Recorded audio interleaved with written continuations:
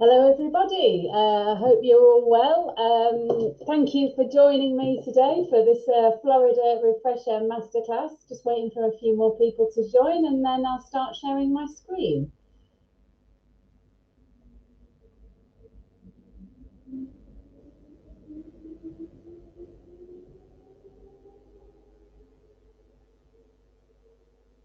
Okay, I think that's everybody. So we might as well. I'll start sharing my screen, and we'll get going.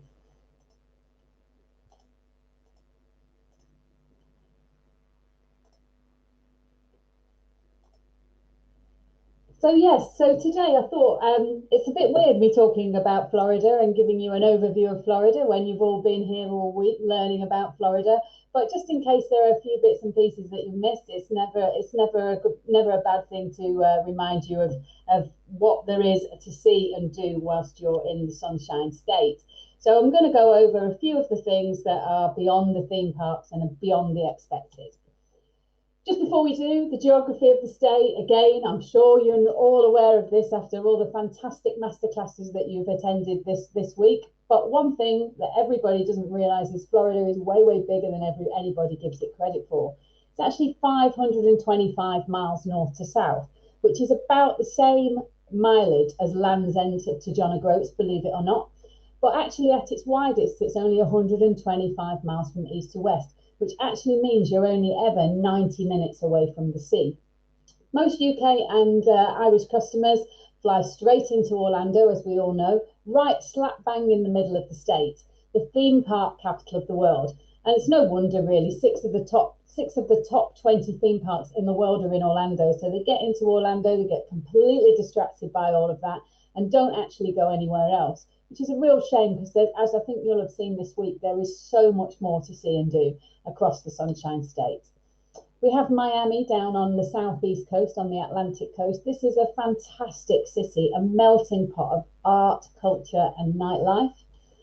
And then on our west coast, the Gulf Coast of Mexico, which you've heard about again and again this week, white powder sand beaches and stunning sunsets. Very gentle currents and shelving beaches here. So really, really great for young families. And then over on our east coast is the Atlantic Ocean. The currents are a little bit stronger over there. The waves are a bit bigger. And the sand is golden sand and it's hard packed. So that really, really lends itself to an active beach holiday. So kiteboarding, boogie boarding, surfing, that kind of thing. You'd have seen the film about Cocoa Beach and all the surfing over on that coast there as well. And then down at the south, we have this string of islands, also known as the Florida Keys, which again you heard about yesterday. And when you get to Key West, which is about a 5-hour drive from Miami, you're closer to Cuba than you are to any US city. So the pace of life down there is just completely different. And then the northwest end, up on the northwest end of the state, also known as the Panhandle or the Emerald Coast. This is where Floridians go on holiday, and it's completely uncrowded, untouched, and undiscovered. When you get to Pensacola, which is the western point of the state, you're only actually 5 hours drive from New Orleans. So it makes a fantastic beach extension to a deep south road trip. So as I say, we are the theme park capital of the world. 6 of the top 20 theme parks are in Orlando, but also we have Busch Gardens over in Tampa as well. You've heard from Universal earlier on this week, and you're going to hear from Disney World later on, and also Legoland as well in Central Florida. So I won't talk about them very much anymore. But suffice to say, next year two of our theme parks have got very big birthdays. So Walt Disney World, you'll be hearing about their 50th year anniversary.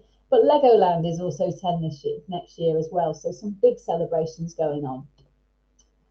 And our beaches, 825 miles of award-winning beaches. I mean, and like I say, some people don't actually get to experience any of those beaches whilst they're in Florida well, it upsets me. It's a little bit criminal. So out of the top 20 beaches in the United States on TripAdvisor, 8 of them are in Florida. When you think about the size of the United States, that's pretty amazing. And actually, out of their top 10 beaches in the whole world, St. Pete's is number 5. It's the only US beach to have got onto their world list. So we really do have some amazing beaches to experience. But beyond all of that, and whilst I say the state is bigger than everybody gives it credit for, it's a very, very drivable state. As I say, you're never more than 90 minutes from the beach, and you've got unlimited fly drive combinations. This map here, this is downloadable in our partner zone, and it's a really handy sales tool because it's got the driving distance, the driving times on it as well. We have 26 designated scenic highways across Florida. Probably the best ones to recommend to your clients would be up in the north, the Scenic Highway 30A. This goes from Jacksonville all the way across to Pensacola and takes in all the little beach communities along the way. It's a really, really cool drive. And then in the south, we have the Florida Keys Scenic Highway. I think we've talked about that quite a lot this week. It's just one road going across, linking all the islands together. And at some points, you just feel like you're flying on top of the ocean, dolphins flying either side. It's absolutely incredible. And in the east, we have the legendary A1A. It starts in Miami. If you carried on all the way north, you'd eventually hit New York. It might take you a little while, but you would. And in the west, the Miami Trail goes all the way down the Gulf Coast. As well as our man-made parks, we have some amazing natural theme parks as well. So we have 175 state parks, 3 national parks. The difference between a national park and a state park, absolutely nothing apart from where the funding comes from. We also have 700 natural springs, 9 state trails, 2 national seashores, and a national preserve.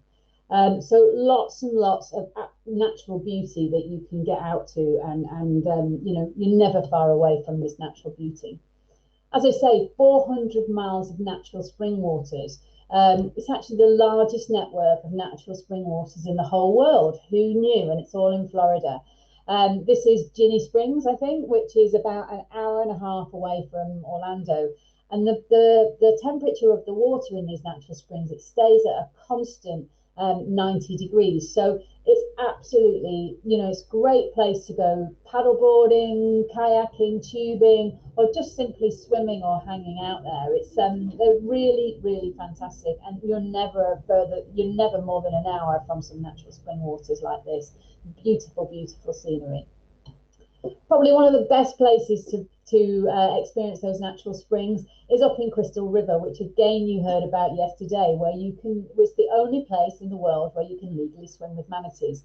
I will go over it again just in case anybody missed that masterclass. But Crystal River is about an hour and a half away from Orlando. What we would suggest is that you go up there in the afternoon, spend the night at Plantation Inn, and then the next morning, the manatees are the most active in the morning, so early morning you'll go out on a boat and you'll get to swim with the manatees. And the program up there in Crystal River has actually, their ecotourism up there has enabled the manatees to get off the endangered list onto the protected list. And it's just an experience that you will never have anywhere else in the world. This is the Everglades. 1.5 million acres of biodiversity. It's the only place in the world where alligators and crocodiles coexist because of the fresh water and the salt water. But did you know that the source spring waters for the Everglades actually start up in central Florida in Kissimmee? So it means you can have that airboat ride experience. While you don't have to go all the way down to the south, you can have, you know, again, an hour away from Orlando, less than an hour from Orlando, and you can have this experience. Another one of our national state parks is the Dry Tortugas. Now, this is really, really special. It's a string of islands about 80 miles west of Key West. You can only get there by plane or by seaplane or by ferry, and they only let about 120 people a day onto these islands. Fantastic for snorkeling. But one really, really cool thing, if you're adventurous, is about 3 o'clock when they take all the tourists get onto the ferry to go home. There's a campsite there which has about 12 camp pitches, and you can stay. It's very, very basic, but you can book a pitch and you can stay the night. And the stargazing out there is absolutely incredible. There's no light pollution whatsoever. It's, again, another once-in-a-lifetime experience that not many people know about in Florida. If that wasn't enough, we have over 500 museums and galleries. We have national landmarks. We have historic lighthouses and Instagrammable art everywhere. So there really is something for everyone. You saw Dr. Don Thomas on Tuesday night, was that, at Kennedy Space Center. So you'll now know that Kennedy Space Center is one of the most incredible experiences, and you can dine with an astronaut every day over at Kennedy. Another great museum that you possibly don't know about over in Pensacola is the National Naval Aviation Museum, which is the home of the Blue Angels. The Blue Angels are the equivalent of the Red Arrows, and every Wednesday they rehearse. You can sit on the beach at Pensacola and you get your own personal air show. It's absolutely incredible. Down in Sarasota, we have the Ringling Museum. Now, the Ringling family were a family of circus, traveling performers, a bit like the Greatest Showman. And they had this amazing winter residence down in Sarasota. And this is the Ringling Mansion here. It's a really, really cool place to go. In the 1920s, they had these wonderful Great Gatsby parties. But actually, in the mansion, there is a circus museum, which is really, really interesting. A really, really cool place to visit. And everywhere, in every city centre that you go, if there used to be a blank wall, there is now this incredible street art. Wherever you are, you'll really get to see some amazing street art. And then there's also the food. We've talked about the food before. It's not just chain restaurants. There is a real farm to fork culture in Florida. In fact, the biggest industry after tourism is agriculture. So there's this real farm to fork culture. And the Floridians are really, really passionate about the provenance of their food. And the food changes where you go. Up in the north, you'll get some southern influences coming in. And then further down in the south, you get the Caribbean influences coming in. And wherever you go, with 825 miles of beaches, you get the freshest seafood that you're ever going to taste. One of our favorites is the Cuban sandwich. Now, the Cuban sandwich, it's very, very contested whether it was born in Miami or in Tampa. It doesn't really matter. One thing is, it's 100% Floridian. Now, the Cuban sandwich came about from the immigrant workers putting something together for their lunch. Now, the bread is Cuban, the salami is Italian, the cheese is Swiss, and the pickles are from the Germans. So the sandwich is as diverse as the state itself. We talked about craft breweries all this week as well, over 200 in Florida. So wherever you are, you're going to get an amazing drink. And then all over the state, there's food markets everywhere that you go as well. This is Sparkman's Wharf in Tampa, where up-and-coming chefs take on a shipping container for a couple of months, and then they go head-to-head with other chefs. Really, really cool place to spend an evening. And then with all the beaches, you just get this amazing beachside dining as well. This is the Sandbar in Anna Maria Island. Again, you'll have seen the film on Anna Maria Island earlier this week. And it's really cool here. What they do here is they have a sweepstake for what time the sun is going to set. And whoever gets it right by the second, they get a drink. They get a round of drinks on the house. One of my favourite spots to be. So if that's whetted your appetite and you want to know more, pop online to visitfloridatravelpro.com, and that's our online training, and you can become a certified Florida Travel Pro. We have 4 different modules. They take about 20 minutes to go through, but you can dip in and dip out of them. And this year we also introduced 3 more specialization modules as well. If that wasn't enough, there's our website as well, and also our Visit Florida app, which you can download. I think I've gone over on time, so now it's over to you for questions if we've got any more time left. Yeah, we've probably just about got 1 minute, and we've had a question in from Sarah, who's asking, what's the temperature roughly in early December? Is it warm enough to sit on the beach?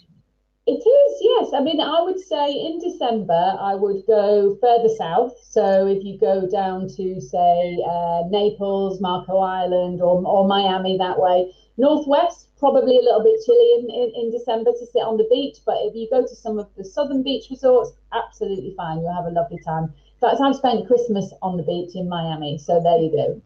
Oh, lovely. Did you have a roast dinner? I didn't actually. Great. Thanks very much, Jill.